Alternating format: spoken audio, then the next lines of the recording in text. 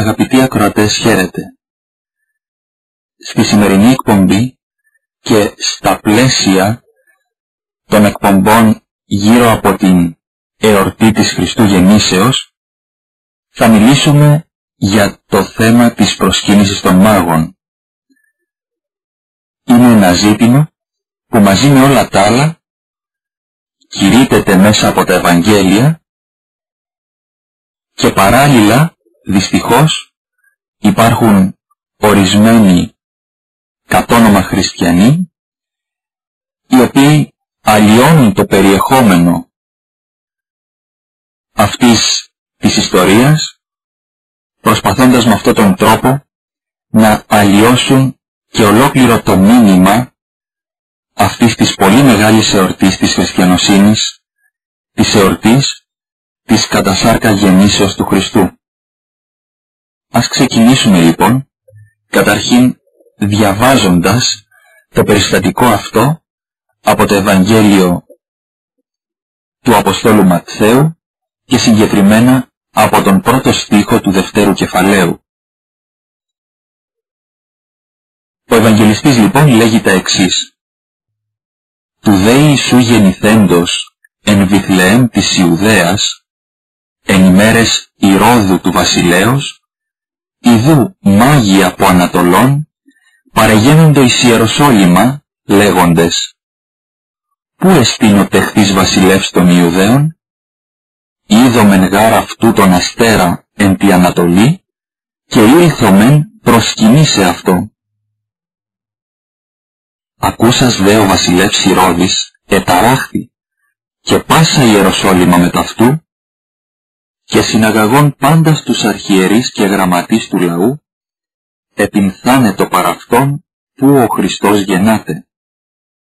Είδε, είπαν αυτό, εν Βιθλεέμ της Ιουδαίας, ούτως γαρ γέγραπτε δια του προφήτου, και εσύ Βιθλεέμ, γη Ιούδα, ουδαμός ελαχίστη ή εν της ηγεμόσιν Ιούδα, εξού γαρ εξελεύσεται ηγούμενος, ως της ποιμανή των λαών μου των Ισραήλ. Τότε ο Ηρώδης λάθρα καλέσα στους μάγους, ηκρύβωσεν παρ' αυτόν των χρόνων του φαινομένου αστέρος, και πέμψας αυτούς εις Βιθλεέμ είπεν, πορευθέντες εξετάσατε ακριβώς περί του πεδίου, επάν δε έβριτε, απαγγείλατέ μη, όπως καγώ ελθόν προσκυνήσω αυτό.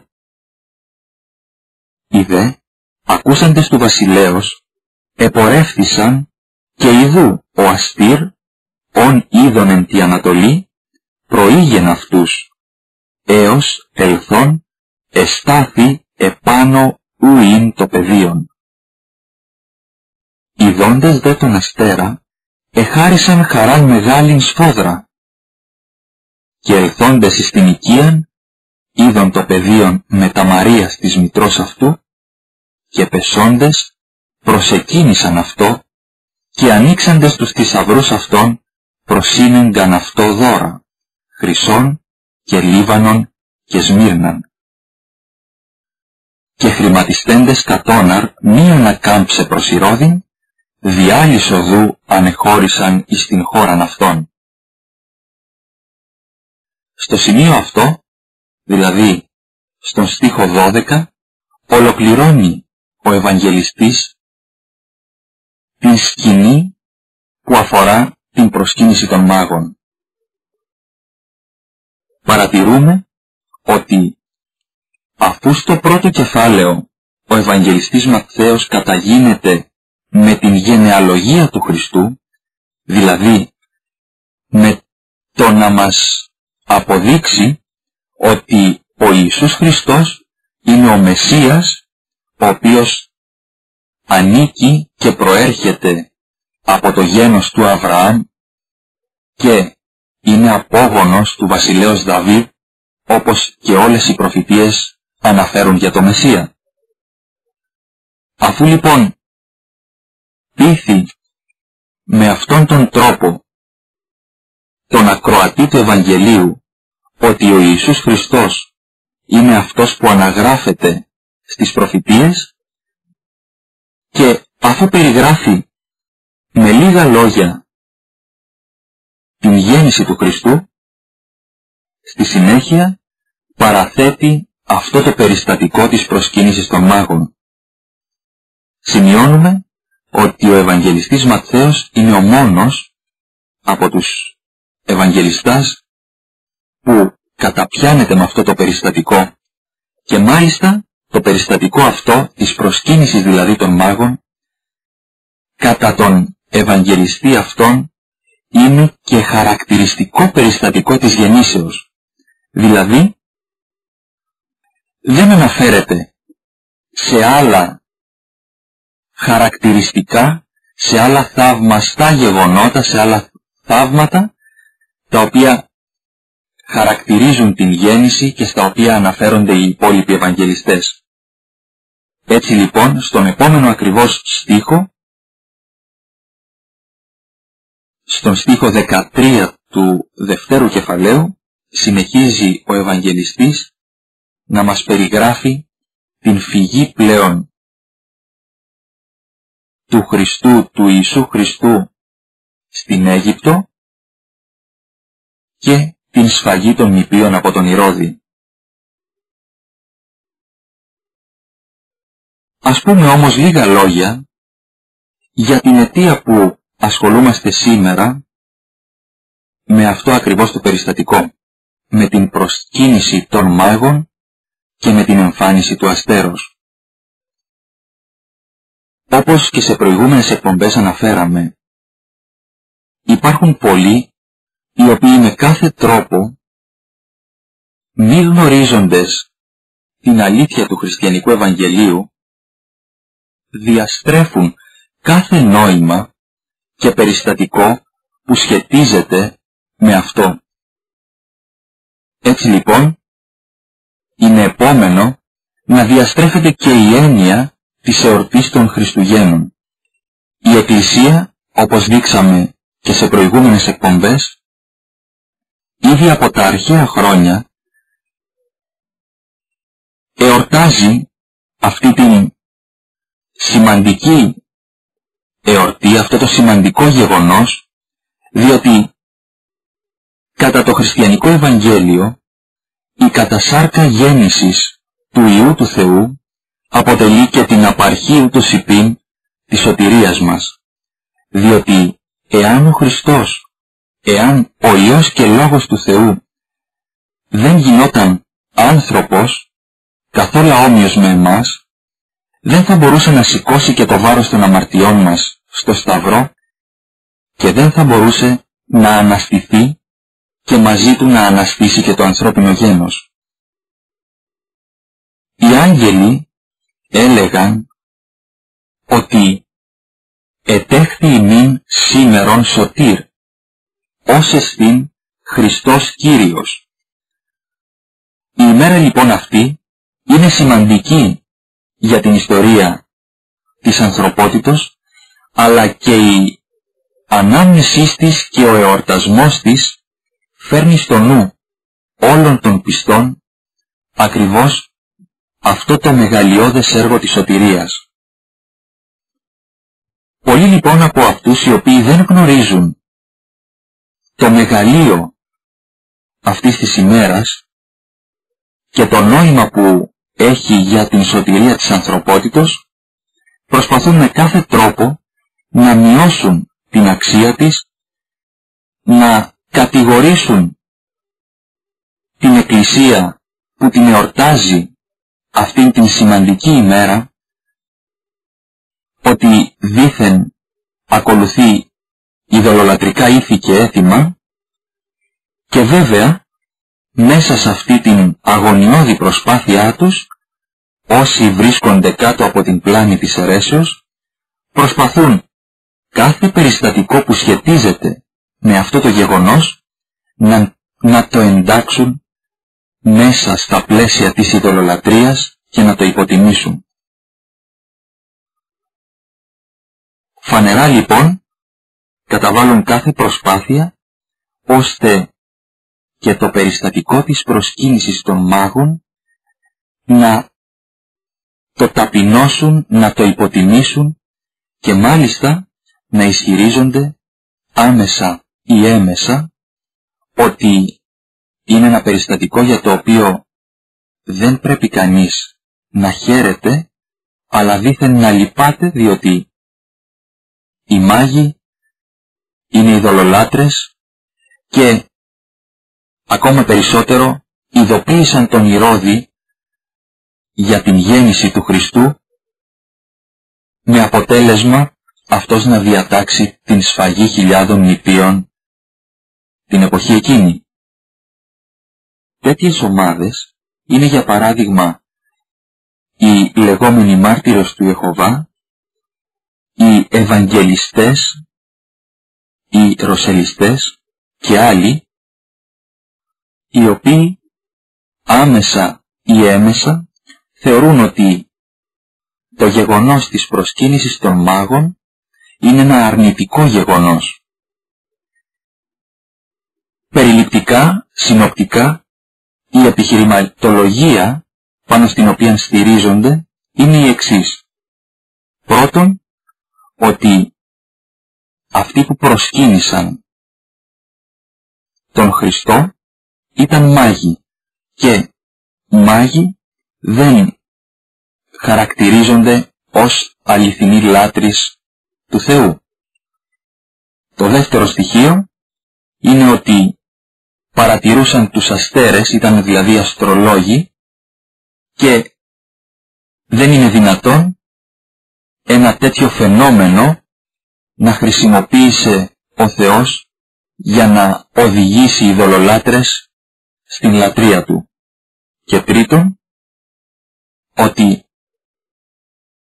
το αστέρι αυτό τους οδήγησε στον Ηρώδη, γεγονός που είχε σαν αποτέλεσμα την σφαγή των νηπίων. Ας δούμε όμως εάν τα πράγματα είναι όντως έτσι. Και θα ξεκινήσουμε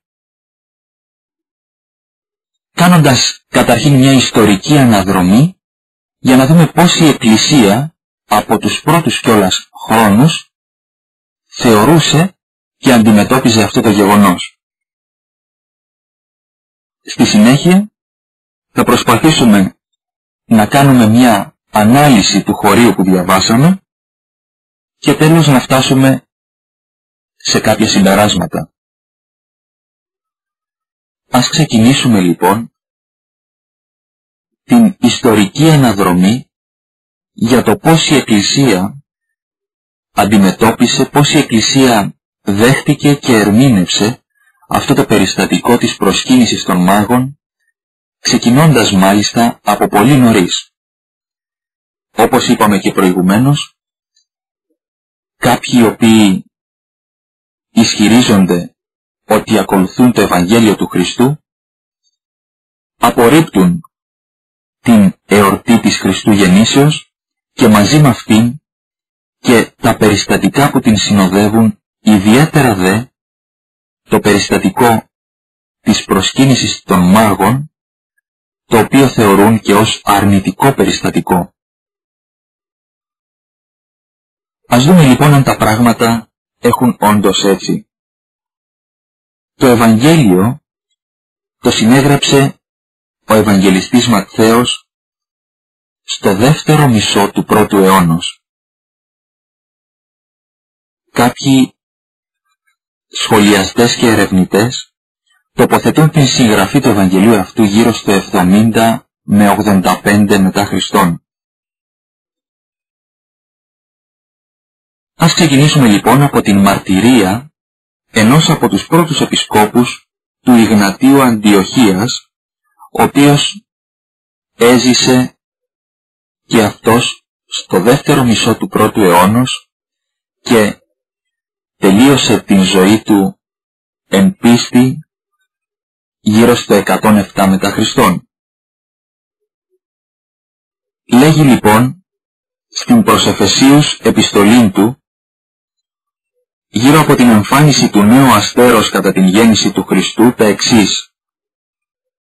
Πώς ουν εφανερώθη της αιώσιν, πώς λοιπόν φανερώθηκε ο Χριστός στους αιώνες μέσα στην περίοδο των αιώνων, αστήρ εν το ουρανό έλαμψεν υπερπάντας τους αστέρας, και το φως αυτού ανεκλάλει τον ίν, και τα λοιπά.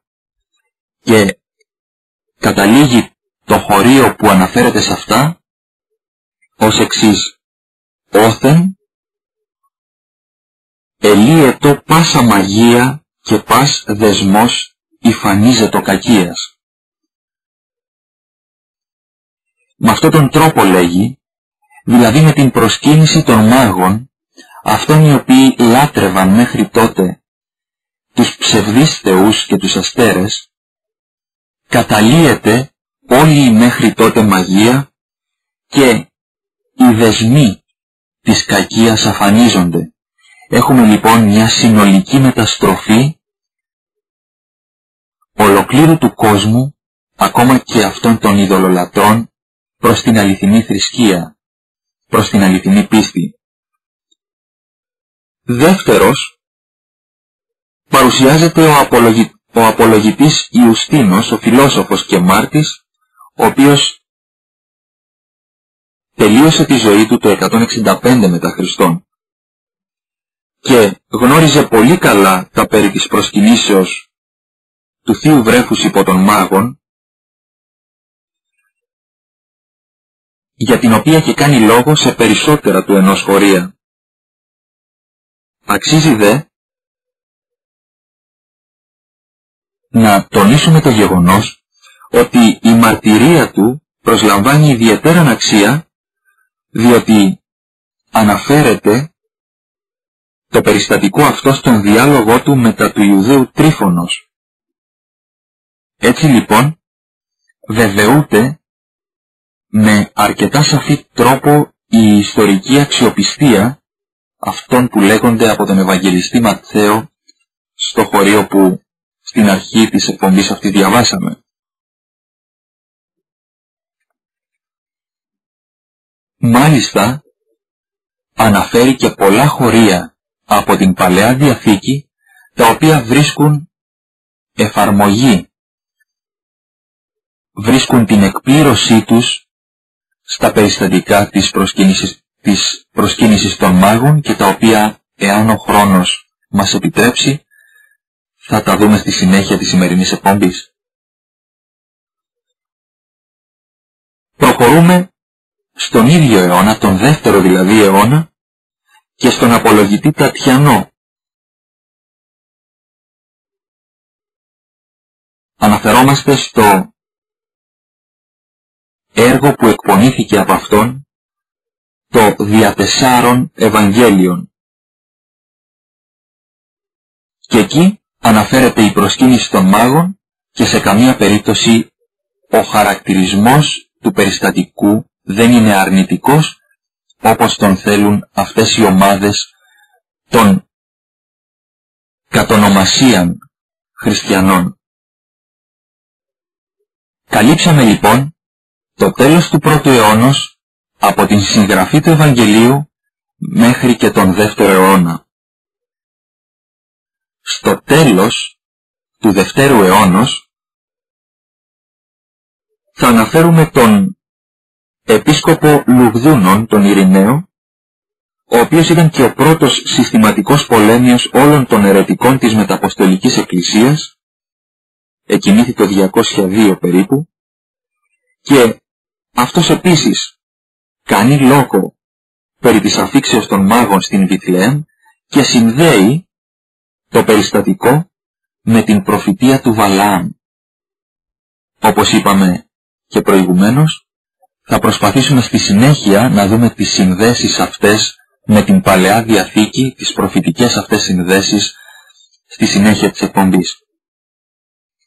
Συνεχίζουμε με τον Κλίνη, της Αλεξανδρίας, όπως και άλλοι Αλεξανδρινοί συγγραφείς. Αυτός εκκινήθη γύρω στο 210 με 220 μετά Χριστόν, όπως επίσης και ο Οριγένης, και αυτός Αλεξανδρινός συγγραφέας, που εκκινήθη λίγο αργότερα το 254. συζητήσεις που κάνουν είναι εκτενείς γύρω από το θέμα αυτό των μάγων, αποτελεί σημαντικό χαρακτηριστικό της προσκύνησης εθνικών. Ήταν η πρώτη προσκύνηση εθνικών που έγινε στον Βασιλέα Χριστό και γι' αυτό το λόγο και αποτελεί σημείο καμπής και αναφέρεται από τον Ευαγγελιστή Ματθαίο. Αυτή είναι και η γνώμη των συγγραφέων αυτών που αναφέραμε μόλις. Λίγο αργότερα θα αναφέρουμε τον Μέγα Αθανάσιο. Κοιμήθηκε το 373, δηλαδή στα μέσα περίπου προς το τέλος του 4ου μετά Χριστόν αιώνα. Τα ίδια πράγματα αναφέρονται, πουθενά καμία αιχμή αρνητική για το περιστατικό αυτό. Άλλος ιστορικός της αρχαίας Εκκλησίας είναι ο Ευσέβιος Κεσαρίας. Κοιμήθηκε γύρω στο 340 μετά Χριστόν και αναφέρει και αυτός με τη σειρά του για την προσκύνηση των μάγων. Περιττό να συνεχίσουμε με τον Μέγα Βασίλειο, κοιμήθηκε το 379 και ο οποίος κάνει εκτενή αναφορά στο περιστατικό αυτό, αναλύοντάς το και ερμηνεύοντάς το θεολογικά, τον Γρηγόριο Νήσης, τον Επιφάνιο Κύπρου, τον Ιωάννη τον Χρυσόστομο, τον Θεοδόρητο Κύρου, τον Σοφρόνιο Ιεροσολύμων, τον Ιωάννη τον Δαμασκηνό και τόσους άλλους.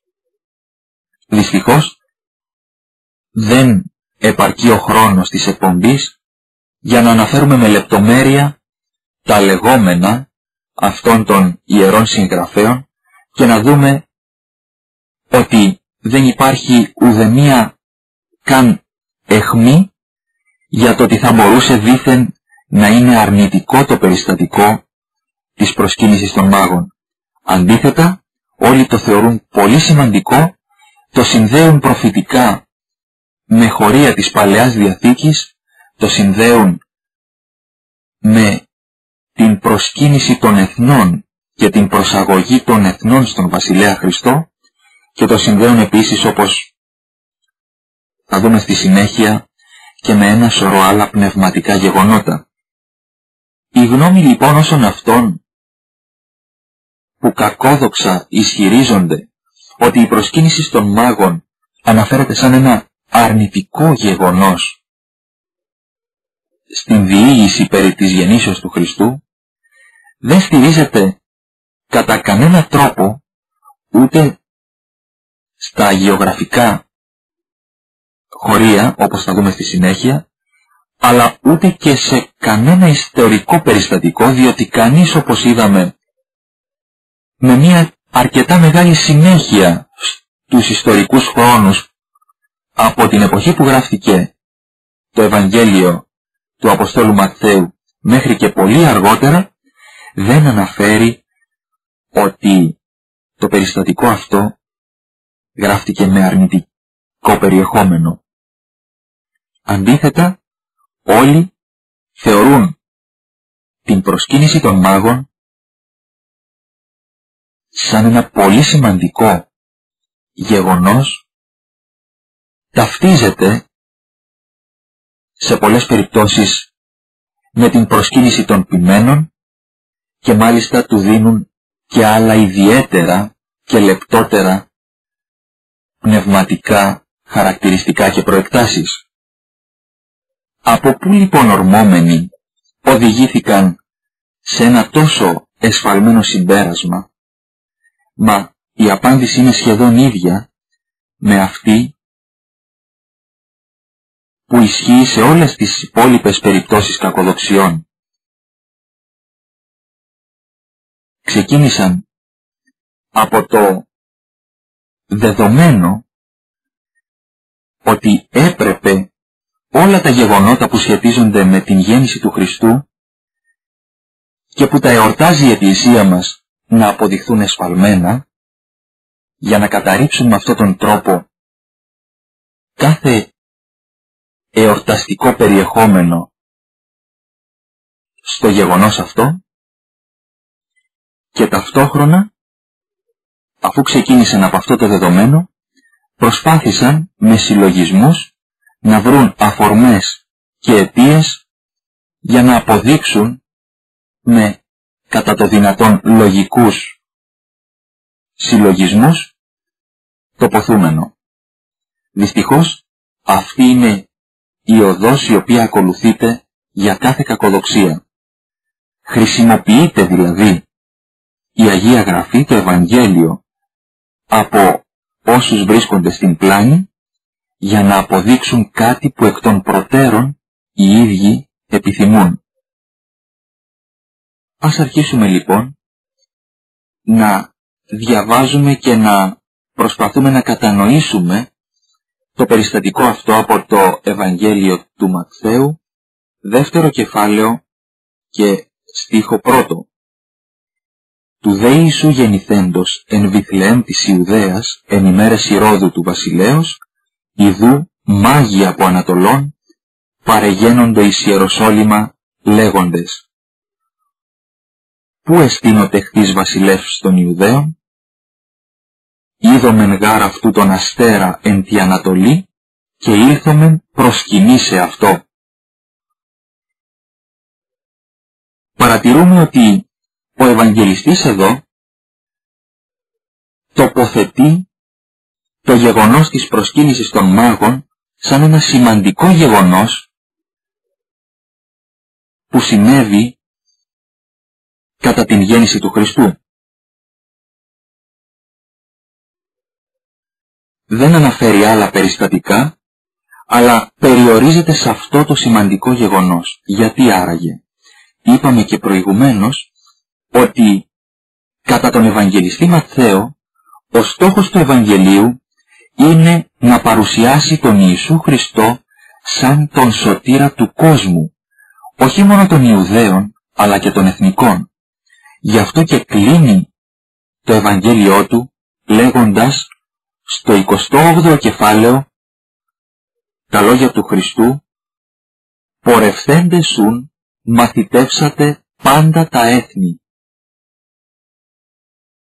Στόχος λοιπόν είναι να αποδειχθεί ο Χριστός Ιησούς ως ο σωτήρας όχι μόνο των Ιουδαίων αλλά και των εθνικών.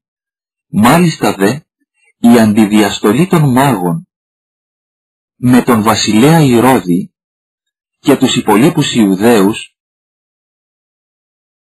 δίνει στον ακροατή και στον αναγνώστη του Ευαγγελίου το μήνυμα της απόρριψης του Χριστού από τους Ιουδαίους και στην αποδοχή του από τους εθνικούς. Ο Ευαγγελιστής αναφέρει ότι αυτά έγιναν εν τες ημέρες Ηρώδου του βασιλέως, για να τον διακρίνει από τον άλλο Ηρώδη, τον τετράρχη, ο οποίος απεκεφάλισε τον Ιωάννη τον Βαπτιστή. Αυτός λοιπόν, ο Ηρώδης ο βασιλεύς, τον οποίον αναφέρει ο Ευαγγελιστής Ματθαίος, ήταν ο Ηρώδης ο Μέγας. Έτσι με αυτόν τον τίτλο είναι γνωστό στην ιστορία. Ήταν ένας τυραννικός βασιλιάς, είχε τοποθετηθεί από τους Ρωμαίους και δεν ήταν Ιουδαίος. Ήταν Ιδουμαίος στην καταγωγή και ήταν σπετεριστής του Δαβιδικού θρόνου. Είναι γνωστό άλλωστε πως ο Ηρώδης προσπάθησε να προβληθεί ως Δαβιδίδης και οπωσδήποτε σαν ένα είδος μεσιανικού ηγέτη. Γι' αυτό άλλωστε το σκοπό χρησιμοποίησε τους λεγόμενους Ηρωδιανούς, οπαδούς της δυναστείας που τόνιζαν την προσφορά του Ηρώδη στο Ιουδαϊκό έθνος. Καταλαβαίνουμε λοιπόν γιατί αυτός ο Ηρώδης ο βασιλιάς είχε μίαν, θα λέγαμε, μεγαλύτερη ευαισθησία στο θέμα του βασιλιά, του πραγματικού βασιλιά, που κατάγεται από τη ρίζα του Δαβίδ και τον οποίον του ανήγγυλαν οι μάγοι. Άλλωστε πολλοί ιστορικοί, όπως ο Ιώσιπος, αναφέρουν ότι ήταν τόσο μεγάλη η κακία του και τόσο μεγάλος ο φόβος του για αυτόν τον θρόνο, ώστε είχε τοποθετήσει κατασκόπους που ήλεγχαν όσους έμπαιναν και έβγαιναν στην Ιερουσαλήμ και ταυτόχρονα είχε κάνει πάρα πολλούς φόνους ακόμα και συγγενών του μήπως και χάσει τον θρόνο του. Άφησε λοιπόν πάρα πολύ αρνητικές εντυπώσεις στην ιστορία και στο λαό του, ο οποίος ποτέ δεν αγάπησε αυτόν τον Μισοϊουδαίο και με τις δύο έννοιες της λέξης βασιλιά. Έτσι λοιπόν γίνεται έντονη και χτυπητή αυτή η αντίθεση του σφετεριστή βασιλιά από τη μια μεριά και του γνήσιου και αιώνιου εσχατολογικού βασιλιά από την άλλη. Αφού λοιπόν ο Ευαγγελιστής μας εισάγει με αυτόν τον τρόπο στην εικόνα της προσκύνησης των μάγων που ακολουθεί, είναι έτοιμος να αναπτύξει αυτό το θέμα. Αναφέρει λοιπόν ότι μάγοι από Ανατολών παρεγαίνοντο εις Ιεροσόλυμα. Έρχονται λοιπόν μάγοι από Ανατολών. Ποιος είναι ο λόγος, ποια είναι η αιτία για την οποία έρχονται αυτοί οι μάγοι? Μας το λέγει ο Ευαγγελιστής στη συνέχεια. Έρχονται και ρωτούν τον βασιλιά πού εστίν ο τεχθής βασιλεύς των Ιουδαίων. Έτσι όπως αφηγείται το περιστατικό ο Ευαγγελιστής Ματθαίος, αφήνει στον αναγνώστη να του δημιουργηθούν πολλά ερωτηματικά, τα οποία βεβαίως εν την ημέτρο τα απαντά ο ίδιος στη συνέχεια. Δυστυχώς όμως, ο χρόνος της σημερινής εκπομπής δεν μας επιτρέπει να αναπτύξουμε το πολύ όμορφο και σημαντικό αυτό θέμα. Έτσι λοιπόν, δυστυχώς, είμαστε αναγκασμένοι να το μεταθέσουμε για την ερχόμενη φορά, στην επόμενη δηλαδή εκπομπή, όπου θα δούμε πώς ο Θεός ειδοποίησε τους μάγους, τι λέγει η Αγία Γραφή και εν προκειμένου η Παλαιά Διαθήκη για το ζήτημα αυτό και τι συμπεράσματα μπορούμε να βγάλουμε από την όλη πορεία των γεγονότων, από όλη την εξέλιξη των γεγονότων αυτών. Ωστόσο, στο σημείο αυτό πρέπει να σας αποχαιρετήσουμε, αφού πρώτα σας ευχαριστήσουμε που μας παρακολουθήσατε. Ευχαριστούμε επίσης και τον Γιώργο Τσίτο που είχε την επιμέλεια του ήχου. Χαίρετε και ο Θεός μαζί μας. Στη σημερινή εκπομπή θα συνεχίσουμε την συζήτηση του θέματος περί της προσκυνήσεως των μάγων κατά την γέννηση του Χριστού. Το περιστατικό αυτό αναφέρεται στο κατά Ματθαίον Ευαγγέλιο σαν ένα από τα περιστατικά που πλαισιώνουν το πολύ σημαντικό και μεγάλο γεγονός της ενανθρωπίσεως, της γεννήσεως κατά σάρκα του Υιού και Λόγου του Θεού. Ένας από τους λόγους που μας απασχολεί στην εκπομπή αυτή το ζήτημα της προσκύνησης των μάγων είναι και διότι πολλοί από όσους δεν βρίσκονται μέσα στην αλήθεια της Εκκλησίας, αλλά πλέουν στα βαθιά νερά της πλάνης των αιρέσεων, προσπαθούν με κάθε τρόπο να αλλοιώσουν αυτό το χαρμόσυνο και εορταστικό γεγονός της γεννήσεως του Χριστού, που και η Εκκλησία μας εορτάζει με τον πρέποντα τρόπο, προσπαθούν λοιπόν να το αλλοιώσουν, να μειώσουν και να υποβαθμίσουν την αξία του και να δικαιολογήσουν τη θέση τους, η οποία είναι να το παραγνωρίζουν και να μην χαίρονται ακριβώς για αυτό το γεγονός, δηλαδή να μην το εορτάζουν.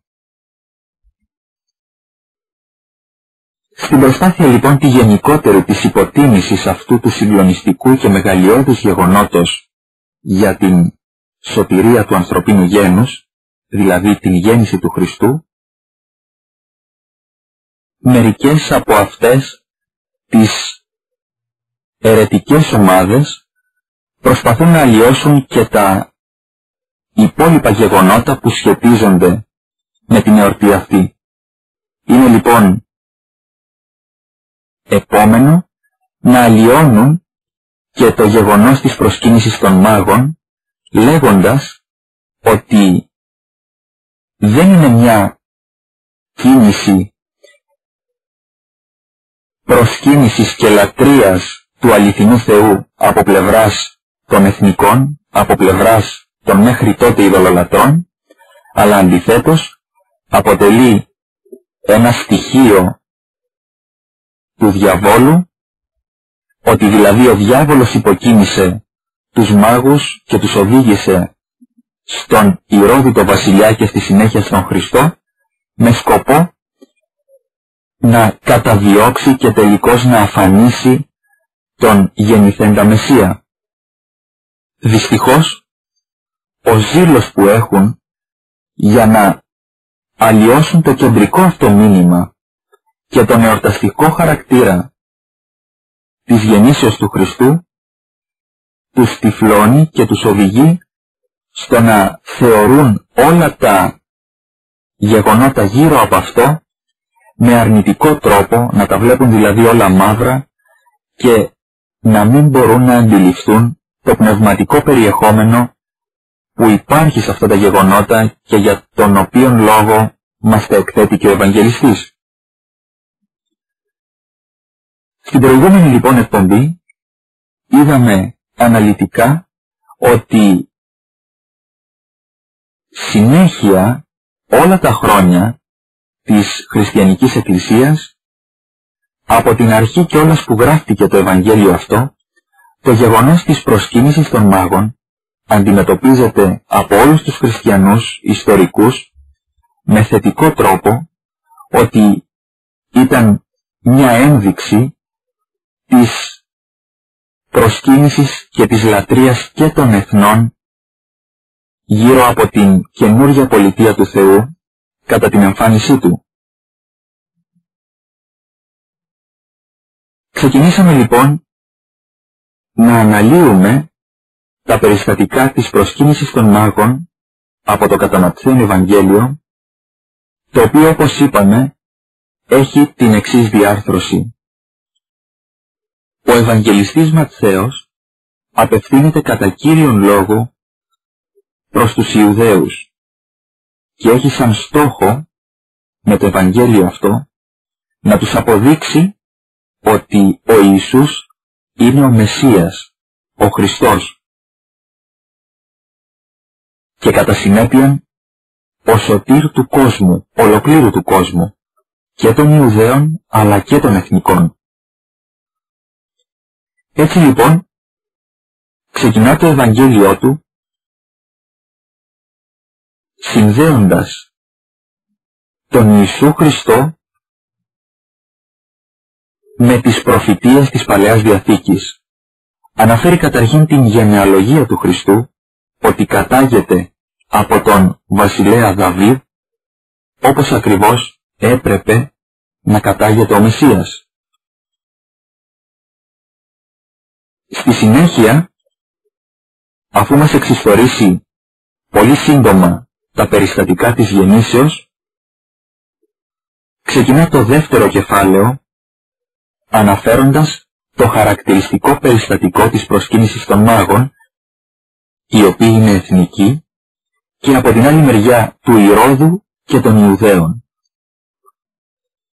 Αναφέρουμε εδώ ότι διαλέγει αυτό το περιστατικό για να συμπληρώσει την εικόνα της γεννήσεως του Χριστού Ευαγγελιστής Ματθαίος, σε αντίθεση με τον Ευαγγελιστή Λουκά που αναφέρεται στην προσκύνηση των ποιμένων. Και αρχίζει το δεύτερο κεφάλαιο ο Ευαγγελιστής Ματθαίος περιγράφοντας το περιστατικό αυτό ως εξής. Του δε Ιησού γεννηθέντος εν Βιθλεέμ της Ιουδαίας, εν ημέρες Ηρώδου του βασιλέως, ιδού μάγοι από Ανατολών παρεγένοντο εις Ιεροσόλυμα, λέγοντες, πού εστίν ο τεχθής βασιλεύς των Ιουδαίων?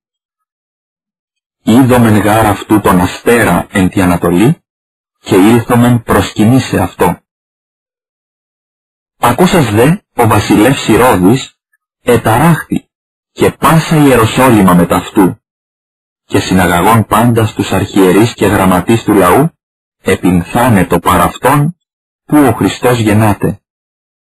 Είδε, είπαν αυτό, εν Βιθλεέμ της Ιουδαίας, ούτως γάρ γέγραπτε δια του προφήτου, και εσύ Βιθλεέμ γη Ιούδα, ουδαμός ελαχίστη ή εν της ηγεμόσιν Ιούδα. Εξού γάρ εξελεύσεται ηγούμενος, ως της ποιμανή των λαών μου τον Ισραήλ. Τότε Ηρώδης λάθρα καλέσα στους μάγους, ηκρύβωσαν παρ' αυτών των χρόνων του φαινομένου αστέρος, και πέμψας αυτούς εις Βιθλεέμ είπεν, πορευθέντες, εξετάσατε ακριβώς περί του πεδίου, επάν δε έβριτε, απαγγείλατέ μη, όπως καγώ ελθόν προσκυνήσω αυτό. Οι δε ακούσαντες του βασιλέως επορεύθησαν, και ιδού ο αστήρ, ον είδον εν τη Ανατολή, προήγεν αυτούς, έως ελθόν εστάθη επάνω ου ειν το πεδίον.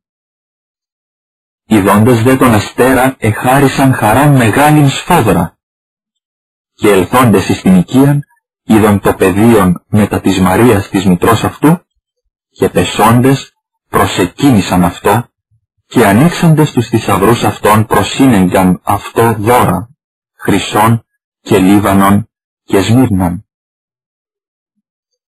Και χρηματισθέντες κατώναρ μη ανακάμψε προς Ηρώδην, διάλυσο οδού ανεχώρησαν εις την χώραν αυτών. Έτσι λοιπόν εξιστορεί το γεγονός αυτό ο Ευαγγελιστής Ματθαίος, και πρώτα απ' όλα, όπως είπαμε και στην αρχή, ακριβώς επειδή στόχος του είναι να αποδείξει στους Ιουδαίους ότι ο Ιησούς είναι ο Χριστός, ο Μεσσίας, και γι' αυτό τον λόγο προσάγει αποδείξεις αφενός την γενεαλογία του Χριστού, ότι όντως κατάγεται από το βασιλικό γένος του Δαβίδ, όπως θα έπρεπε ο Μεσσίας, και αφετέρου ότι γεννήθηκε από Παρθένο, τώρα έρχεται να μας μιλήσει για τον Χριστό ως ιστορικό πρόσωπο. Ξεκινάει λοιπόν την αφήγηση λέγοντας ότι ο Ιησούς Χριστός γεννήθηκε στην Βιθλεέμ της Ιουδαίας εν ημέρες Ηρώδου του βασιλέως. Ο λόγος που αναφέρει την Βιθλεέμ είναι ακριβώς ο ίδιος, όπως και στη συνέχεια φαίνεται, δηλαδή προσπαθεί να αναφέρει και άλλο ένα περιστατικό, να προσθέσει στον κατάλογο των προφητιών που εκπληρώνονται στο πρόσωπο του Ιησού, και αυτό είναι ότι γεννήθηκε στην πόλη του βασιλέως Δαβίδ, δηλαδή γεννήθηκε στην Βιθλεέμ. Στον στίχο 6 φέρονται οι αρχιερείς και οι γραμματείς να γνωρίζουν την προφητεία και να την αναφέρουν στον Ηρώδη, ο οποίος ρώτησε τι λένε οι γραφές για τον τόπο γεννήσεως του Μεσσία. Ανέφεραν λοιπόν την προφητεία από τον Μιχαία, και εσύ Βιθλεέμ, γη Ιούδα, ουδαμός ελαχίστη ή εν της ηγεμόσιν Ιούδα, εκ σούγαρ εξελεύσεται ηγούμενος, ως της ποιμανή των λαών μου των Ισραήλ. Είδαμε λοιπόν ότι ο Ευαγγελιστής Ματθαίος αναφέρεται με πολλές προφητείες στο πρόσωπο του Ιησού Χριστού για να αποδείξει ακριβώς τους Ιουδαίους ότι είναι ο Μεσσίας.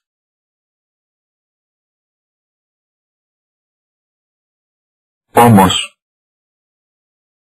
αυτό το κάνει και για έναν άλλο λόγο.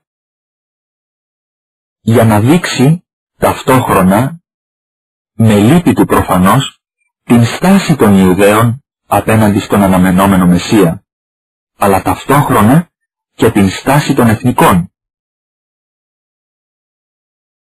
Γι' αυτό ακριβώς και στην αρχή του Ευαγγελίου του αναφέρει την προσκύνηση των εθνικών, των μέχρι τότε ειδωλολατρών μάγων, σε αντίθεση με τους Ιουδαίους, τους αρχιερείς και τους γραμματείς του λαού, που δεν οδηγήθηκαν από τις Άγιες Γραφές στο να λατρεύσουν με τον ίδιο τρόπο τον γεννηθέντα πλέον Μεσσία, αλλά αντίθετα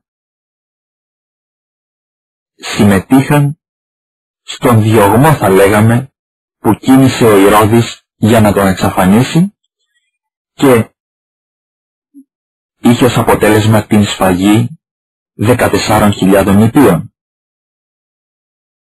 Σε αυτό ακριβώς το πλαίσιο και με την ίδια λύπη ο Ευαγγελιστής Ματθαίος αναφέρει και την απόρριψη από πλευράς του Ιησού των Ιουδαίων και στο τέλος αναφέρει την πρόσκληση των εθνικών στο 28ο κεφάλαιο και στίχο 19, όπου έδωσε εντολή στους μαθητές του να πορευτούν και να κάνουν μαθητές από όλα τα έθνη.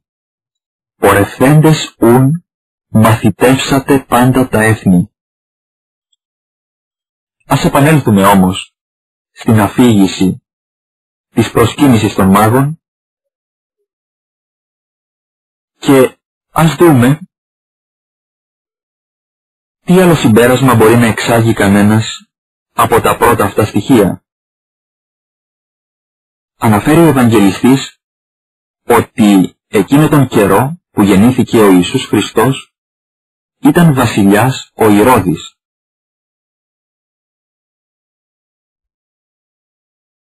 Ο Ηρώδης αυτός διαφέρει από τον Ηρώδη τον τετράρχη που απεκεφάλισε τον Ιωάννη τον Βαπτιστή και ιστορικά είναι γνωστός για την σκληρότητά του και τις δολοπλοκίες του. Αντιδιαστέλει λοιπόν τον Ιδουμαίο και όχι Ιουδαίο βασιλιά που είχε σφετεριστεί τον θρόνο του Δαβίδ με τον πραγματικό βασιλιά τον Ιησού Χριστό που γεννιόταν εκείνες τις μέρες. Αφού λοιπόν ο Ευαγγελιστής Ματθαίος μας γνώρισε τον τόπο και τον χρόνο της γεννήσεως του Χριστού, έρχεται κατευθείαν στο γεγονός της προσκύνησης των μάγων και λέγει «Ιδού μάγοι από Ανατολών παρεγαίνοντο εις Ιεροσόλυμα, λέγοντες πού εστίν ο τεχθής βασιλεύς των Ιουδαίων». Αυτό το ερώτημα που έθεσαν οι μάγοι είναι και το κέριο ερώτημα που έθεταν εκείνη την εποχή, που έπρεπε να θέσουν εκείνη την εποχή οι Ιουδαίοι. Εν τούτης, εθνικοί ειδωλολάτρες είναι εκείνοι που έρχονται στους Ιουδαίους και τους ταράζουν τα νερά. Αλλά τι μάγοι ήταν αυτοί? Εν γέννη υπάρχουν δύο προσεγγίσεις στην αρχαιότητα γύρω από την λέξη μάγος. Η μία είναι των σοφών, αυτών που έψαχναν τον ουρανό και τα ουράνια φαινόμενα για να γνωρίσουν τις θείες βουλές. Ήταν δηλαδή με άλλα λόγια οι σοφοί της αρχαίας εποχής. Πολλοί υποθέτουν ότι αυτοί οι μάγοι, γνωρίζοντας και τις παραδόσεις των Ιουδαίων που είχαν διασπαρεί σε όλα τα έθνη, ανέμεναν τον Ιησού, ανέμεναν το να γεννηθεί ο σωτήρας του κόσμου. Τέτοια περιστατικά αναφέρονται για παράδειγμα σε Ρωμαίους ιστορικούς, όπως ο Σουετώνιος, ο οποίος μιλώντας για την φήμη της γεννήσεως ενός βασιλιά τελείως διαφορετικού από τους υπολείπους, έλεγε: «Μια παλιά και σταθερή πεποίθηση επικρατούσε σε όλη την Ανατολή, ότι οι μοίρες όρισαν κάποιον που θα προέλθει από την Ιουδαία, που θα κατορθώσει να γίνει παγκόσμιος αυτοκράτορας». Αναφέρουμε και έναν δεύτερο Ρωμαίο ιστορικό, τον Τάκητο, που λέει: «Πολλοί είχαν πιστεί ότι ήταν γραμμένο στα παλιά βιβλία των ιερέων τους, ότι σε αυτόν ακριβώς τον χρόνο θα επικρατήσει η Ανατολή και ότι θα προέλθει κάποιος από την Ιουδαία και θα καταλάβει την κυριαρχία». Και σε Εβραίους όμως Ιουδαίους ιστορικούς αναφέρονται τα ίδια, όπως ο Ιώσυπος και ο Φίλων.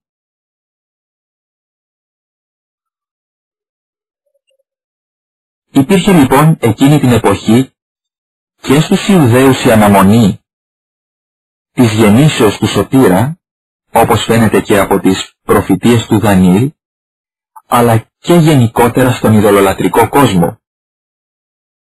Αυτή όμως είναι η μία πλευρά του θέματος.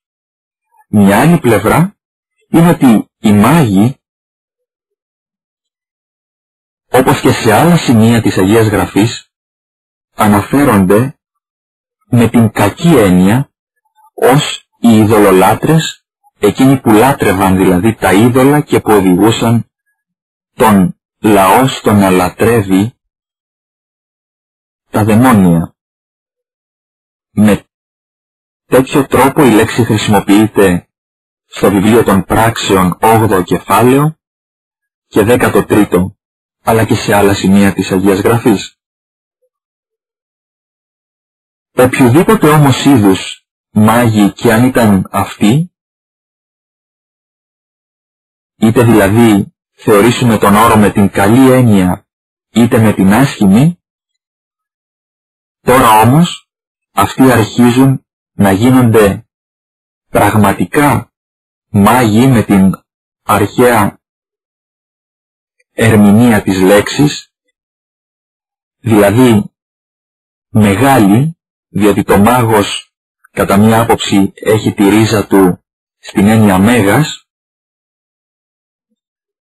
και ψάχνουν για τον αληθινό Θεό, για τον Χριστό. Ας συνεχίσουμε όμως, διότι ο χρόνος δυστυχώς είναι περιορισμένος.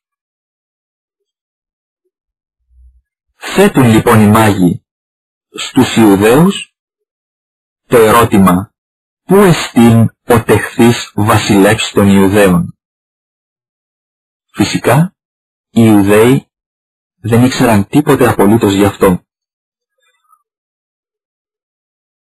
Όμως, πώς αιτιολόγησαν στους Ιουδαίους οι μάγοι τον ερχομό τους και το ερώτημα αυτό?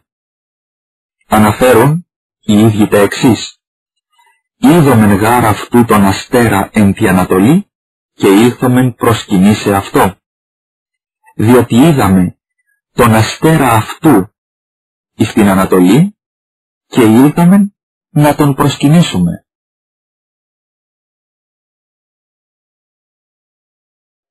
Στο σημείο αυτό μπαίνει ένα σημαντικό ερώτημα. Ποιον αστέρα είδαν? Και άραγε η αστρολογία μπορεί να χρησιμεύσει για να οδηγήσει κάποιον στον Χριστό? Αυτού του είδους τα ψευδοδιλήμματα και τα ερωτηματικά τα θέτουν οι εχθροί της αληθείας, όπως λέγει ο Ιερός Χρυσόστομος, ο οποίος τρόποντινά απαντά με μια σειρά άλλων ερωτηματικών τον εξής: πώς λοιπόν, πώς ουν κατ' εκείνον ετέχθη των νόμων, γεννήθηκε δηλαδή σύμφωνα με εκείνον τον νόμο δηλαδή των αστέρων, ενώ αστρολογίαν έλυσε και η μαρμένην ανήλε, και την μοίρα δηλαδή καθαίρεσε, και δαίμονας επεστόμησε και πλάνην εξέβαλε, και πάσαν τη αυτήν μαγκανίαν ανέτρεψε? Τι δε, αλλά και τι οι μάγοι παρά του αστέρος αυτού μανθάνουσιν, ότι βασιλεύς των Ιουδαίων είναι, ότι ήταν βασιλεύς των Ιουδαίων?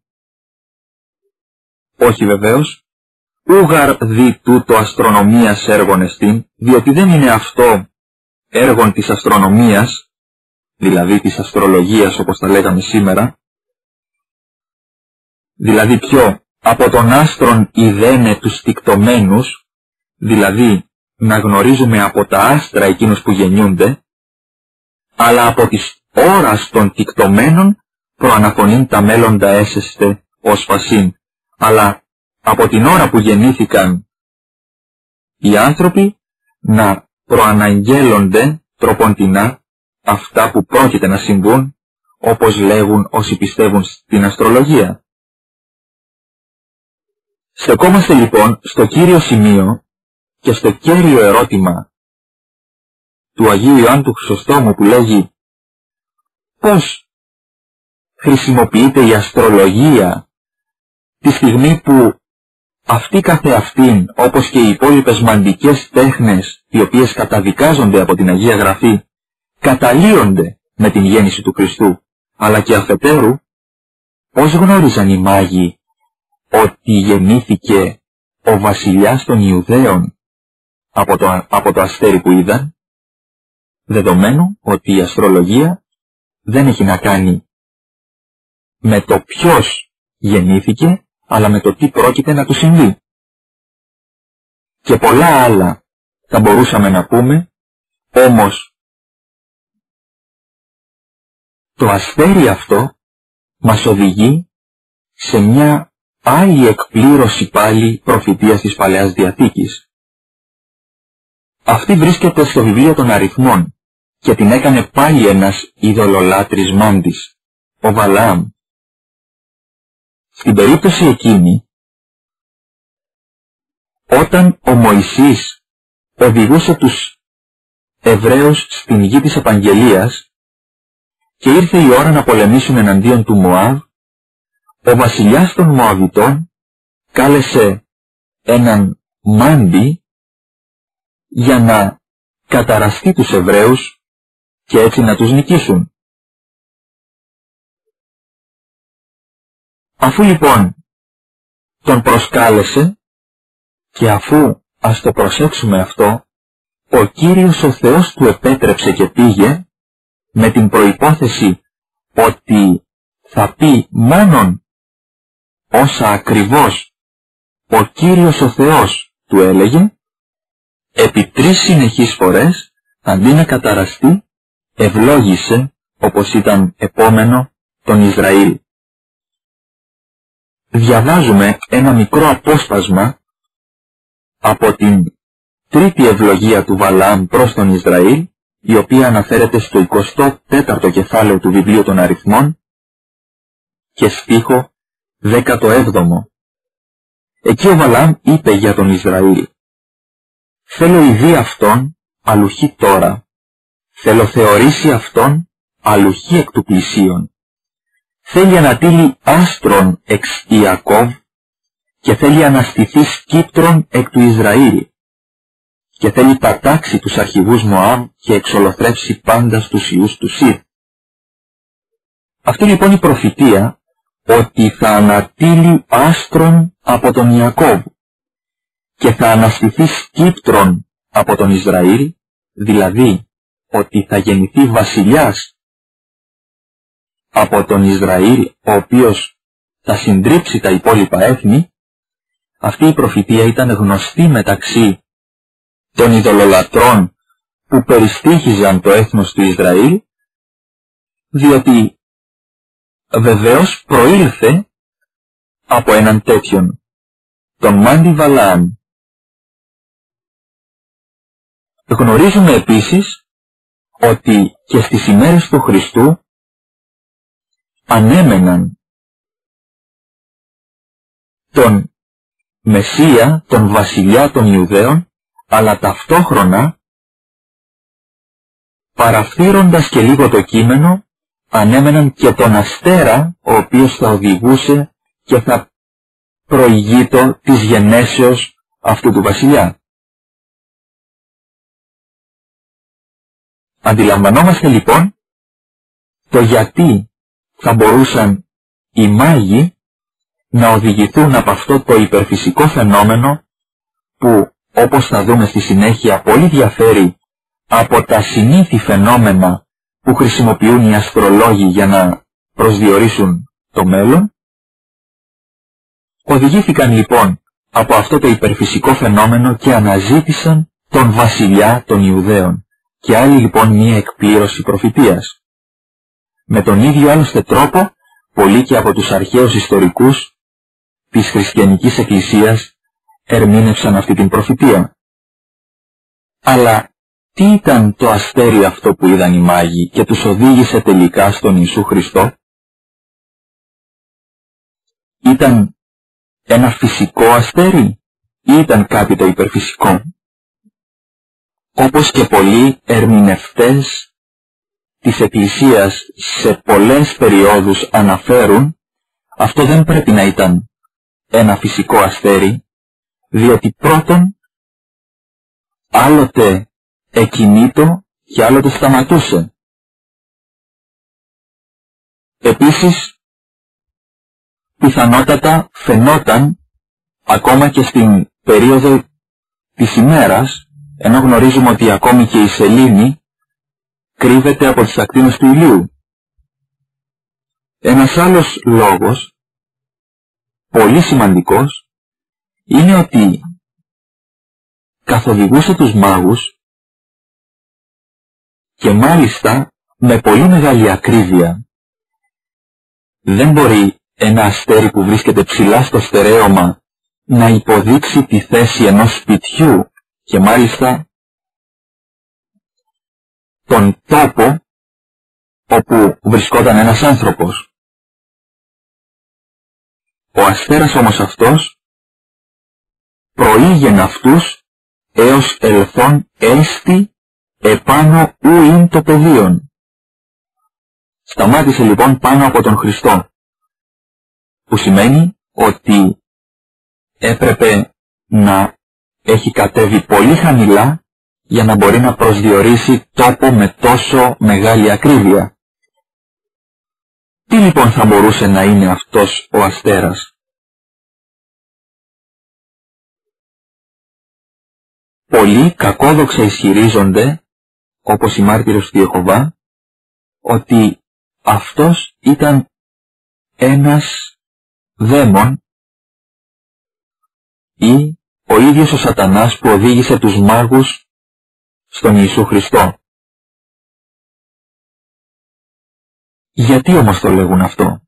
Διότι όπως είπαμε και στην αρχή, προσπαθούν να αλλοιώσουν το περιεχόμενο της προσκύνησης των μάγων και να του δώσουν τελείως αρνητικό χαρακτήρα. Έτσι βλάπτεται και στο σύνολό της η εορτή.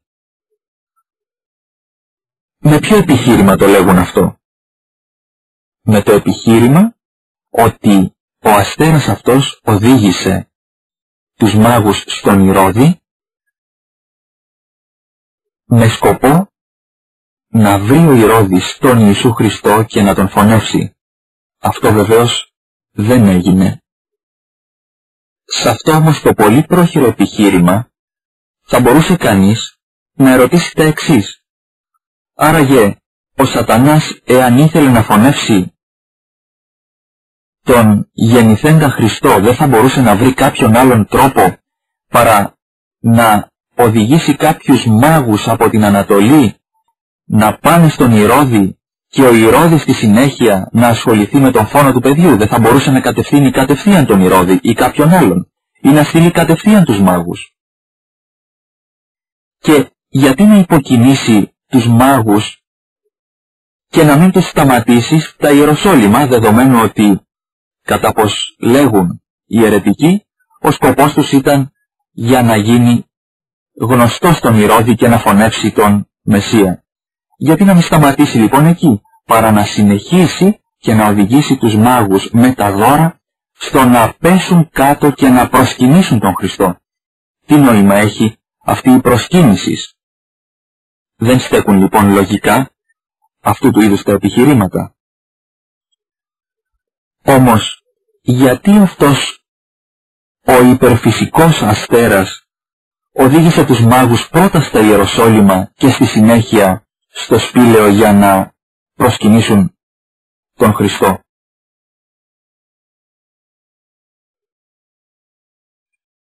Ο Ευαγγελιστής Ματθαίος έμεσα μας δίδει την απάντηση.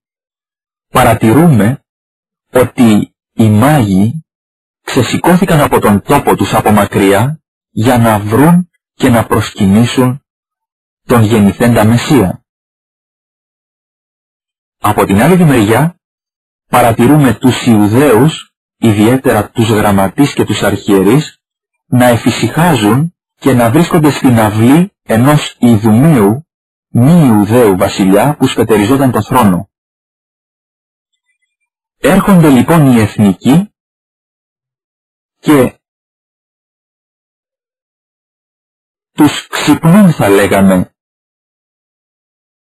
το θρησκευτικό τους συναίσθημα και τους ρωτούν πού εστίν ο τεχθής βασιλεύς των Ιουδαίων. Έτσι ο Θεός τους δίνει την ευκαιρία και την δυνατότητα να μάθουν για την γέννηση του Μεσσία. Έτσι δεν μπορούν να δικαιολογηθούν οι Ιουδαίοι ότι δεν άκουσαν το μήνυμα της γέννησης. Μάλιστα ο Ευαγγελιστής λέγει «Ακούσας δε ο βασιλεύς Ηρώδης εταράχθη και πάσα Ιεροσόλυμα μετ' αυτού». Το μήνυμα δηλαδή αυτό συνετάραξε όλη την Ιερουσαλήμ. Και τι έκαναν? Τόσο σημαντικό ήταν που ο μεν Ηρώδης συνεκάλεσε το ανώτατο συμβούλιο από αρχιερείς και γραμματείς για να μάθει τον τόπο, αλλά όχι με καλό σκοπό, αλλά για να φωνεύσει τον γεννηθέντα Μεσσία. Οι δε υπόλοιποι ούτε από περιέργεια δεν πήγαν να δουν. Έτσι ο Ευαγγελιστής με πολύ όμορφο τρόπο τονίζει και προχωρεί σε αυτήν την συνεχόμενη αντίθεση, αντιδιαστέλλοντας την πορεία των εθνικών και των Ιουδαίων στο θέμα της προσκύνησης του Μεσσία. Έτσι λοιπόν, όταν ολοκληρώθηκε η Θεία Βουλή σε σχέση με την πληροφόρηση των Ιουδαίων για την γέννηση του Χριστού, ο αστέρας αυτός επανεμφανίζεται στους μάγους. Ιδού ο αστήρ ον είδον εν τη Ανατολή προήγεν αυτούς έως ελθόν εστάθη επάνω ουίν το πεδίον. Μόλις λοιπόν συνέβη αυτό το γεγονός, ξαναβλέπουν οι μάγοι τον αστέρα. Και τι έκαναν μόλις τον είδαν? Ιδώντες δε τον αστέρα, εχάρισαν χαράν μεγάλην σφόδρα. Παρατηρούμε ότι ο στόχος τους δεν ήταν η καταστροφή του πεδίου, αλλά η προσκύνησή του, η ανέβρεσή του. Έτσι, εχάρισαν χαράν μεγάλην σφόδρα. Στόχος τους λοιπόν δεν ήταν να πληροφορήσουν για τον φόνο του παιδίου τον Ηρώδη, αλλά για να τον βρουν και να τον λατρέψουν, όπως θα δούμε στη συνέχεια. Ήλθαν λοιπόν στην οικία όπου ήταν ο Χριστός με τα Μαρίας της μητρός αυτού και πεσόντες προσεκίνησαν αυτό και ανοίξαντες τους θησαυρούς αυτών προσήνεγκαν αυτό δώρα, χρυσών και λίβανων και σμύρνων. Έτσι παρατηρούμε ότι τα έθνη πρώτα προσφέρουν δώρα στον γεννηθέντα Χριστό. Στον Ψαλμό 71 στίχους 1 έως 11 αναφέρεται τρόπον τινά προφητικά η ανατολή αυτού του αστέρα και εν γέννη η ανατολή του Χριστού. Εκεί διαβάζουμε μεταξύ άλλων «Ανατελείεν τες ημέρες αυτού δικαιοσύνη και πλήθος ειρήνης έως ου ανταναιρεθεί η σελήνη και κατακυριεύσει από θαλάσσης έως θαλάσσης και από ποταμού έως περάτων της οικουμένης. Ενώπιον αυτού προσπεσούνται Αιθίωπες και οι εχθροί αυτού χουν λήξουσιν. Βασιλείς Θαρσής και Νήσι δώρα προσίσουσιν». Θα προσφέρουν δώρα. Βασιλείς Αράβων και Σαβά δώρα προσάξουσι. Έτσι βλέπουμε εφαρμογή της προφητείας. Και προσκυνήσουσιν αυτό πάντες οι βασιλείς. Ανάλογη προφητεία διαβάζουμε και στον Ισαΐα. Και πορεύσονται βασιλείς το φωτίσου, ιδού ήκασιν πάντες οι ίσου μακρόθεν, πάντες εξ Σαβά. Ήξουσι φέροντες χρυσίων και λίβανων, ίσουσι και το σωτήριον Κυρίου ευαγγελιούνται. Είναι στο 60 κεφάλαιο 3 έως 6. Παρατηρούμε ότι αναφέρονται και τα δώρα που έφεραν οι μάγοι, όπως επίσης και στον Ψαλμοδό. Σμύρνα και Στακτή και Κασία από των ηματίων σου από βαρέων ελεφαντίνων, εξών Ιφρανάνσε. Ψαλμός 44 στίχος 9. Πολλά έχουν γραφτεί για αυτά τα δώρα, δυστυχώς δεν μας παίρνει ο χρόνος να δούμε και τις πνευματικές τους προεκτάσεις. Εκείνο που μπορούμε όμως να πούμε είναι ότι εδώ ο Ευαγγελιστής Ματθαίος δίνει μεγάλη έμφαση στο γεγονός της προσκύνησης των εθνικών και της μεταστροφής τους από την λατρεία των ειδόλων και των ψευδών θεών στην λατρεία του αληθινού Θεού.